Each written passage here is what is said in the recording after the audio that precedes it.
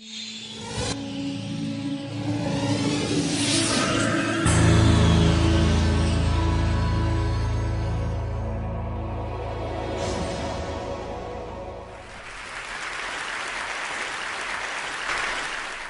like to take you to another world, and I'd like to share a 45-year-old love story with the poor living on less than $1 a day. I went to a very elitist, snobbish, expensive education in India, and that almost destroyed me. I was all set to be a diplomat, teacher, doctor, all laid out. I don't look it, but I was the Indian national squash champion for 3 years. The whole world was laid out for me. Everything was on my feet. Could do nothing wrong. And then I thought, out of curiosity, I'd like to go and live and work, and just see what a village is like.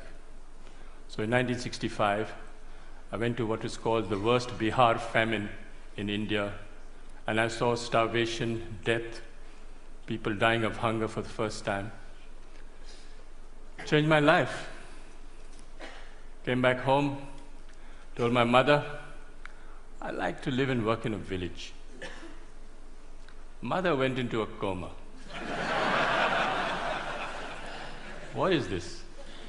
The whole world is laid out for you, the best jobs are laying out for you, and you want to go and work in a village? I mean, is there something wrong with you? I said, no, I've got the best education, it made me think, and I wanted to give something back in my own way. What do you want to do in a village? No job, no money, no security, no prospect. I said, I want to live and dig wells for 5 years. Dig wells for 5 years? You went to the most expensive school and college in India and you want to dig wells for 5 years? She didn't speak to me for a very long time because she thought I'd let my family down. But then I was exposed to the most extraordinary knowledge and skills that very poor people have, which is never brought into mainstream, which is never identified, respected, applied on a large scale. And I thought I'd start a Barefoot College, college only for the poor.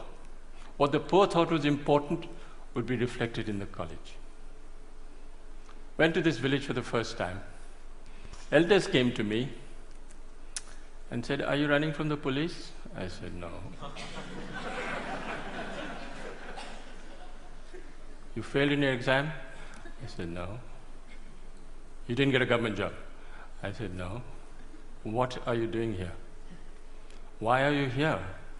The educational system in India makes you look at Paris and Delhi and Zurich. What are you doing in this village? Is there something wrong with you you're not telling us? I said, no. I want to actually start a college only for the poor. What the poor thought was important would be reflected in the college. So then they gave me some very sound and profound advice. They said, please, don't bring anyone with a degree and qualification into your college. So it's the only college in India where if you should have a PhD or a master's, you're disqualified to come. You have to be a cop-out or a washout or a dropout to come to our college. You have to work with your hands. You have to have a dignity of labor. You have to show that you have a skill that you can offer to the community and provide a service to the community. So we started the Barefoot College, and we redefined professionalism. Who is a professional? A professional is someone who has a combination of competence, confidence, and belief. A water diviner is a professional. A traditional midwife is a professional. A traditional bone setter is a professional. These are professionals all over the world. You'll find them in any inaccessible village around the world. And we thought that these people should come into mainstream and show that the knowledge and skills that they have is universal. It needs to be used, it needs to be applied, it needs to be shown to the world outside that these knowledge and skills are relevant even today. So the college works following the lifestyle and work style of Mahatma Gandhi. You eat on the floor, you sleep on the floor, you work on the floor. There are no contracts, no written contracts. You can stay with me for 20 years, go tomorrow. And no one can get more than $100 a month. You come for the money, you don't come to Barefoot College. You come for the work and the challenge, you come to the Barefoot College. That is where we want you to try crazy ideas. Whatever idea you have, come and try. Doesn't matter if you fail. Battered, bruised, you start again. It's the only college where the teacher is the learner and the learner is the teacher. And it's the only college where you don't give a certificate. You are certified by the community you serve. You don't need a paper to hang on the wall to show that you are an engineer. So when they said that, they said, well, show us what is possible. What are you doing? This is all mumbo jumbo if you can't show it on the ground. So we built the first Barefoot College in 1986. It was built by 12 barefoot architects who can't read and write. Built on $1.50 a square foot. 150 people lived there, worked there. They got the Aga Khan Award for Architecture in 2002. But then they suspected, they thought there was an architect behind it. I said, yes, they made the blueprints, but the barefoot architects actually constructed the college. We are the only ones who actually returned the award for $50,000 because they didn't believe us and we thought that they were actually casting aspersions on the barefoot architects of Telonia. I asked a forester, high-powered, paper-qualified expert. I said, what can you build in this place? He had one look at the soil and said, forget it, no way, nothing can work. No water, rocky soil. I was in a bit of a spot, and I said, okay, I'll go to the old man in the village and say, what should I grow in this pot? He looked quietly at me and said, you build this, you put this, and it'll work. This is what it looks like today. Went to the roof, and all the women said, clear out. The men should clear out because we don't want to share this technology with the men. This is waterproofing the roof.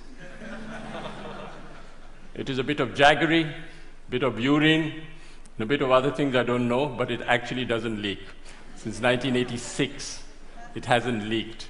This technology, the women will not share with the men. It's the only college which is fully solar electrified. All the power comes from the sun. 45 kilowatts of panels on the roof, and everything works out of the sun for the next 25 years. So long as the sun shines, I have no problem with power.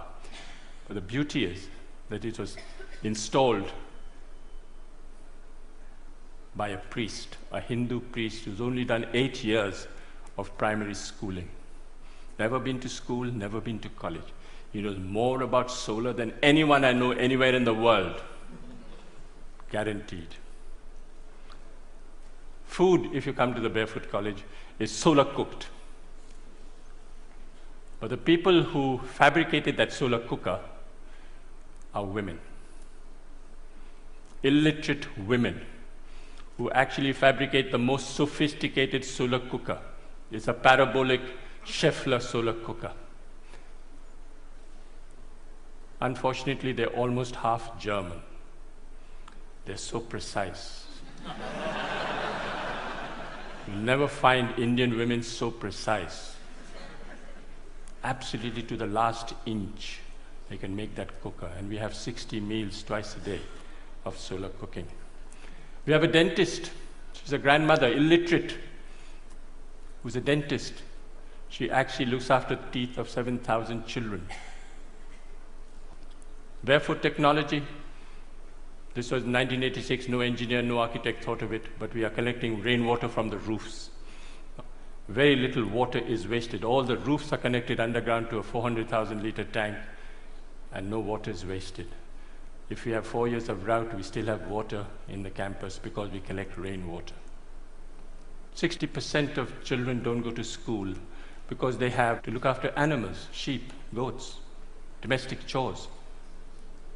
So we thought of starting a school at night for the children. We call the night schools of Telonia. Over 75,000 children have gone through these night schools because it's for the convenience of the child. It's not for the convenience of the teacher. And what do we teach in these schools? Democracy, citizenship, how you should measure your land, what you should do if you're arrested, what you should do if your animal is sick. This is what we teach in the night schools. But all the schools are solar lit. Every 5 years, we have an election between 6 to 14-year-old children participate in a democratic process, and they elect a prime minister. The prime minister is 12 years old. She looks after 20 goats in the morning, but she's prime minister in the evening. She has a cabinet, Minister for Education, Minister for Energy, Minister for Health, and they actually monitor and supervise 150 schools for 7,000 children.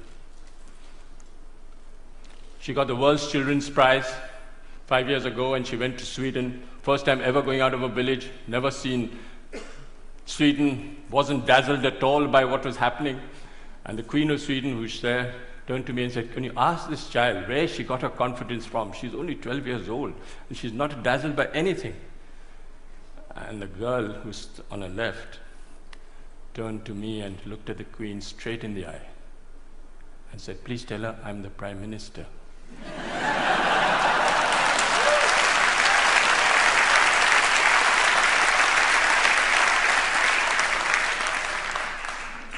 Where this percentage of illiteracy is very high, we use puppetry. Puppet is the way we communicate.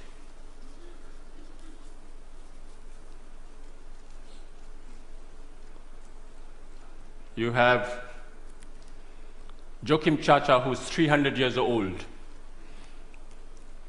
He's my psychoanalyst, he's my teacher, he's my doctor, he's my lawyer, he's my donor. He actually raises money, solves my disputes.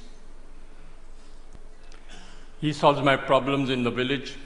If there's tension in the village, if the attendance in the schools go down and there's a friction between the teacher and the parent, the puppet calls the teacher and the parent in front of the whole village and says, "Shake hands, the attendance must not drop." These puppets are made out of recycled World Bank reports.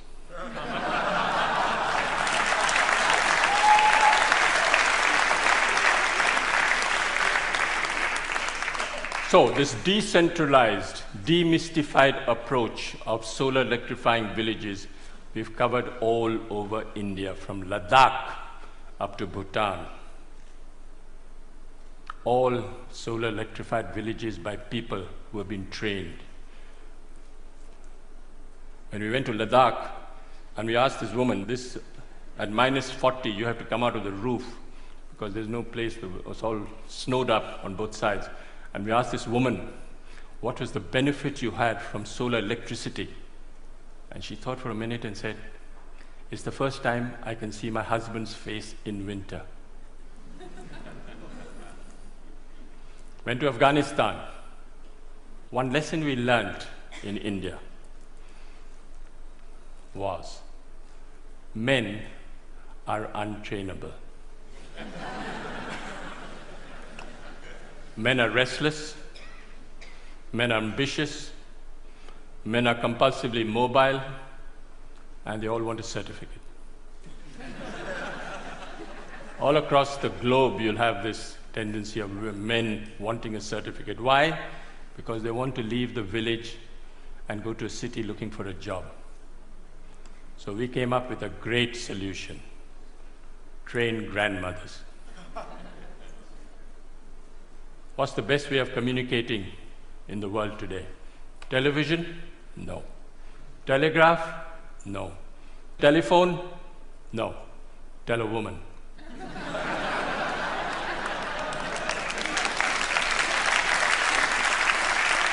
So we went to Afghanistan for the first time. And we picked 3 women and said, we want to take them to India. They said, impossible. They don't even go out of their room, then you want to take them to India. I said, I'll make a concession, I'll take the husbands along as well. So I took the husbands along. Of course, the women were much more intelligent than the men. In 6 months, how do we train these women? Sign language. You don't use the written word. You don't use the spoken word. You use sign language. And in 6 months, they can become solar engineers. They go back and solar electrify their own village. This woman went back and solar electrified the first village, set up a workshop. The first village ever to be solar electrified in Afghanistan were by the 3 women. This woman is an extraordinary grandmother, 55 years old, and she solar electrified 200 houses for me in Afghanistan, and they haven't collapsed. She actually went and spoke to an engineering department in Afghanistan and told the head of a department the difference between AC and DC. Didn't know. Those 3 women have trained 27 more women and solar electrified 100 villages in Afghanistan. We went to Africa and we did the same thing. All these women sitting in one table from 8, 9 countries, all chatting to each other, not understanding a word because they're all speaking the different language. But their body language is great. They're speaking to each other and actually becoming solar engineers.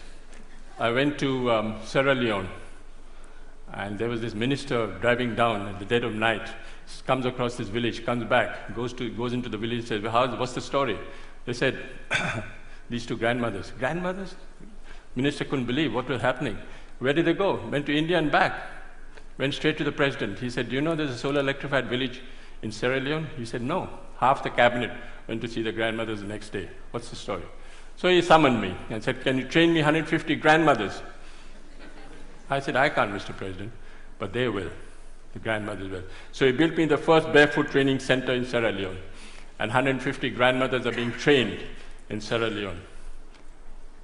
Gambia. I went to select the grandmother in Gambia. Went to this village, I knew which woman I would like to take. The community got together and said, I'll take these 2 women. I said, no, I want to take this woman. They said, why? She doesn't know the language, you don't know her. I said, no, I like the body language, I like the way she speaks. Difficult husband, not possible. Call the husband. Husband came. Swaggering, politician, mobile in his hand, not possible. Why not? The woman, look how beautiful she is. I said, yeah, she's very beautiful. What happens if she runs off with an Indian man? That was the biggest fear. I said, she'll be happy, she'll ring up in a mobile. She went like a grandmother and came back like a tiger. She walked out of the plane and spoke to the whole press as if she was a veteran. She handled the national press, and she was a star. And when I went back 6 months later, I said, where's your husband? Oh, somewhere, doesn't matter. Doesn't matter. Doesn't matter. Success story.